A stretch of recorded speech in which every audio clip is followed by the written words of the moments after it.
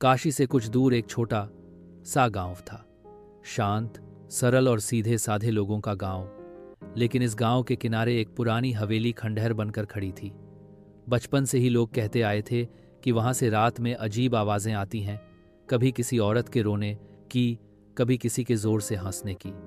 गांव वाले वहां से दूर ही रहते थे। गांव का अजय पढ़ा लिखा और बेहद जिज्ञासु युवक था। उसे भूत प्रेतों की कहानियों पर भरोसा नहीं था। जब भी गांव वाले हवेली का जिक्र करते, अजय हंसकर कह देता, डर तो तुम्हारे मन में है, असल में वहां कुछ नहीं। आखिरकार एक रात उसने तय किया कि वो हवेली में जाकर सच जानकर ही लौटेगा। चांदनी रात थी, गांव सो चुका था।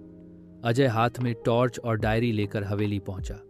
जैसे ही उसने दरवाजा छुआ, वो अपने आप चरमराकर खुल गया। हवा के साथ सीलन की गंध उसके चेहरे पर पड़ी। अंदर घुप अंधेरा था। हवेली के अंदर हर कदम पर धूल, मकड़ी के जाले और टूटी खिड़कियों से आती ठंडी हवा थी। टॉर्च की रोशनी में अजय दीवारों पर उखड़ी हुई पेंटिंग्स देखता गया। अचानक उसे लगा कि कोई पीछे से उसके कंधे को हल्का सा छूकर निकल गया।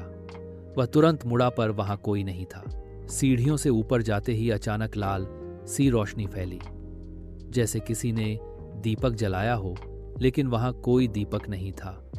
अजय के कानों में धीमी फुसफुसाहट गूंजने लगी, वापस लौट जाओ, लौट जाओ। लेकिन अजय आगे बढ़ता रहा। ऊपर एक बड़ा कमरा था। उस कमरे में एक पुरानी लकड़ी की मेज पड़ी थी और उस पर एक मोटी धूल से ढकी डायरी रखी थी। अचानक डायरी अपने आप खुल गई और उसके पन्नों पर जलते हुए शब्द उभरने लगे, जो सच जानेगा